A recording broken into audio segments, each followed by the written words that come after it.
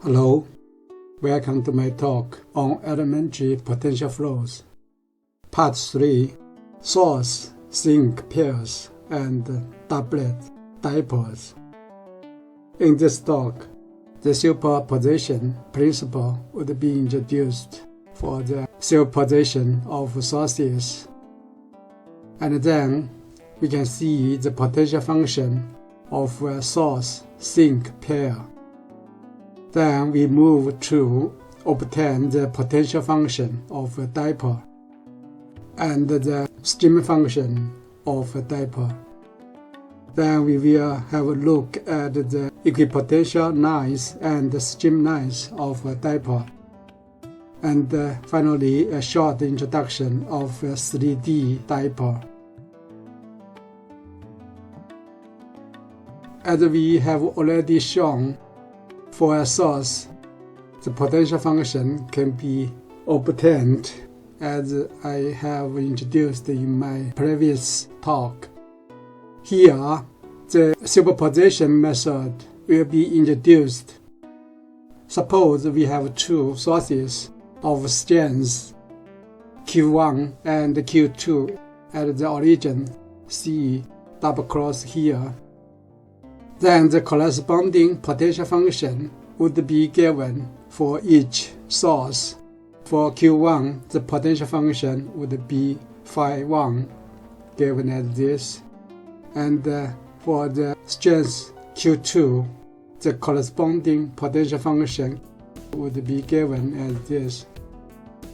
And if we use the superposition method, we superpose the two potential functions together to make the total potential function phi equaling to phi1 plus phi2.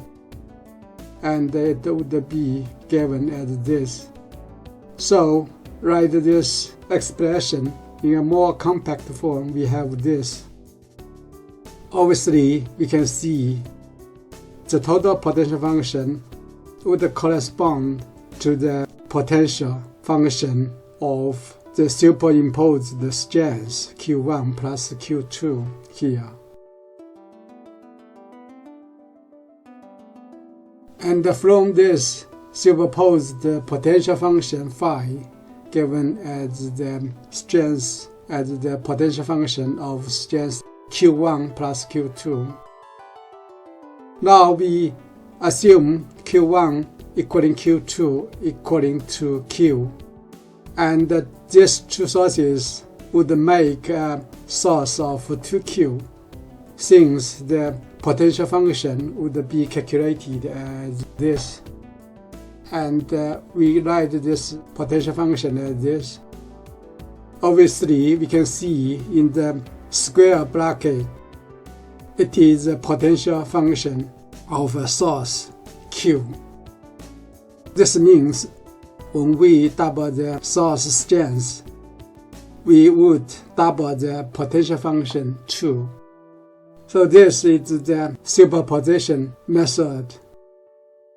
It should be noted, the superposition principle can be also used for the sources at different positions, not necessarily at the origin. And the total potential function would be calculated as the summation of the individual potentials of each source.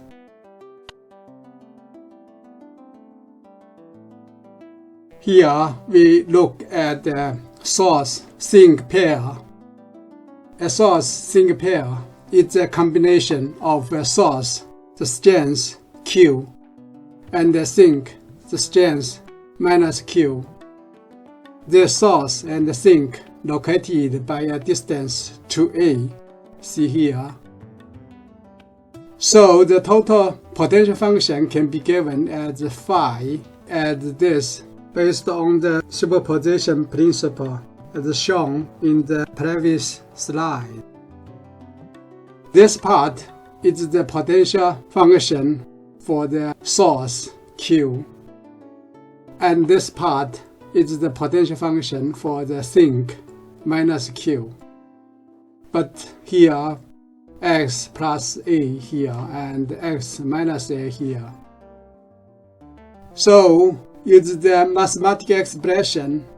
A more compact form of the potential function would be given as this.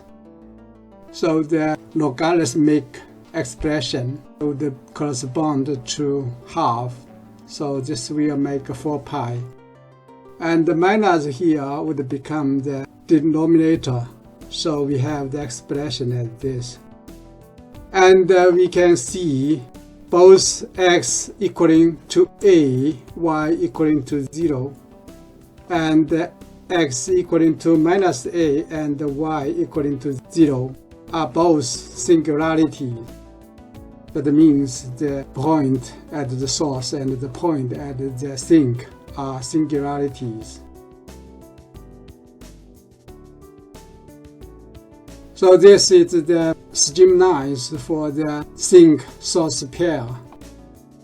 However, in the practical applications, such a source-sink pair might not be very useful, because for this pair, we need to specify 2 parameters: the strength of the source-sink pair Q and the distance A. However, a special case of the source-sink pair would be very useful when the distance of the source and sink pair becomes infinitesimal. That means A close to 0. And such a source-sink pair becomes a doublet or a dipole. See the next slides. As we have shown, the total potential of the source and the sink pair would be given as this. Now we will have some mathematical derivations for the source-sink pair move together when A close to 0, as this. Then we can see the potential function would be expressed as this. So here we expand x plus a squared and x minus a squared. So we have the expression as this. Now in the logarithmic expression, we divide each term by x squared plus y squared. So we have the expression as this. Now we compare these terms with 1. So we can see the higher order terms of A can be dropped because A is very small, close to 0.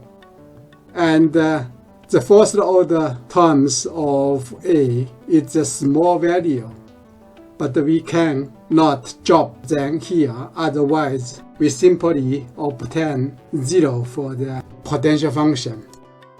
So we have the expression as this.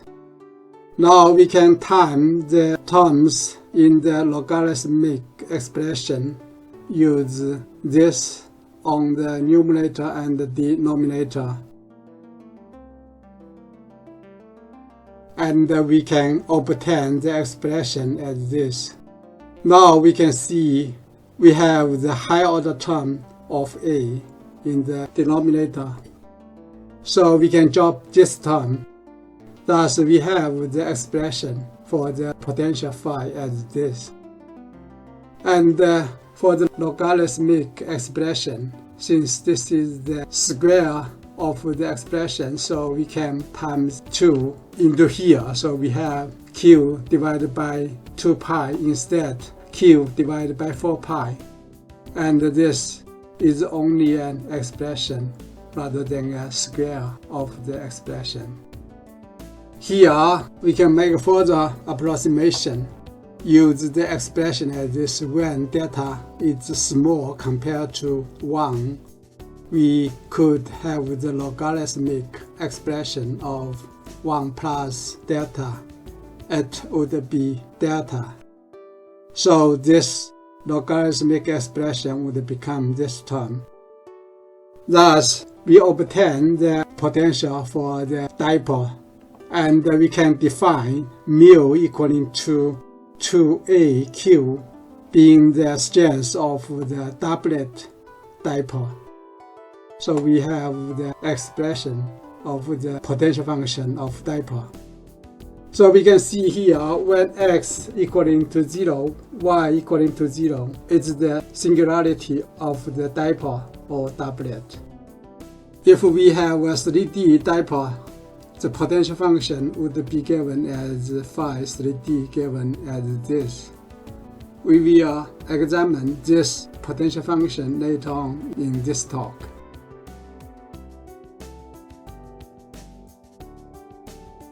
For the dipole, it is better to express the potential function velocity in a polar coordinate. See here. So the polar coordinate would be given by r and theta, and the transform relation between the polar coordinate and the Cartesian coordinate would be given as this: x equaling to r cosine theta, y equaling to r sine theta. Then the potential function of the 2D dipole would be given as this: phi equaling to mu divided by 2 pi r cosine theta. Here mu is the strength of the dipole. And in the polar coordinate, the velocity component would be given as ur, defined as the partial differentiation of phi with regard to r, and u theta would be given as this expression. So the radial velocity would be given as this, and this is the tangential velocity u theta given as this. So in here we can see for the potential and the velocity component, when r equaling to 0, they would be infinite. This means r equaling to 0 is singular for the dipole.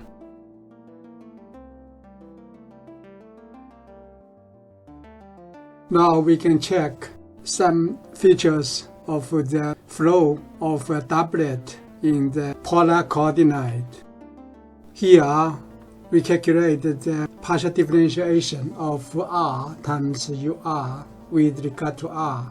It is given as this, and the partial differentiation of u theta with theta is given as this. If we put these two terms together, we can see these are 0. This is equivalent to the divergence of the velocity vector in 2D polar coordinate. This means the flow of a doublet satisfies the condition for an incompressible flow. And we can also calculate the partial differentiation of r u theta with regard to r. It is given as this. And the partial differentiation of ur with regard to theta is given as this. So if we make the expression as this, it would be 0. This corresponds to the core of the velocity vector is 0 in 2D polar coordinate. So this means the flow of a dipole satisfies the condition of rotational flow. Therefore, we can see the flow of a dipole satisfies the condition of incompressible potential flow. This should be exclude the singularity, that is r equaling to 0. Since we have already obtained the velocity component in the polar coordinate, so we can construct the stream function psi in 2D polar coordinate.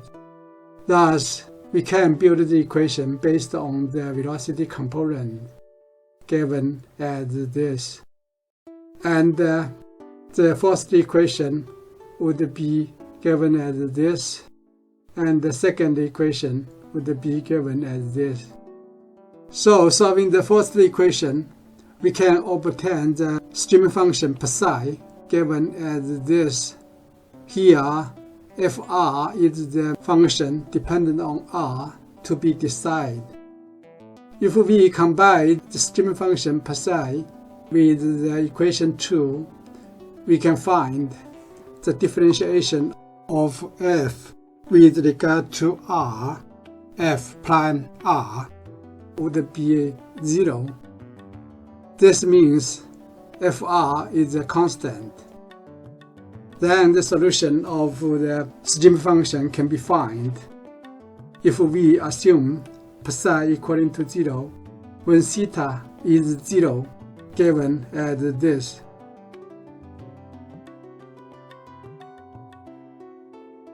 Since we already obtained the potential function for the dipole in polar coordinate, given as this, and we can draw the equipotential line, the black lines. This means for a given phi, the relation between r and theta would give the drawing the black lines, different black lines corresponding to different phi. And for the stream lines, we can draw it based on the stream function. Here we can assume for different psi, we can draw the relation between r and theta, the red lines. The arrow is the streamline direction, so the red arrows would be the streamline. And we have shown before, in 2D incompressible rotational flow, the gradient of the potential function and the gradient of the stream function would be orthogonal, since these two gradients dot timing together would be 0. This means the equipotential lines and the stream lines are orthogonal everywhere. If we examine the cross of the red and the black lines, we can see they are orthogonal everywhere. Here, we calculate the pressure in the flow of a dipole.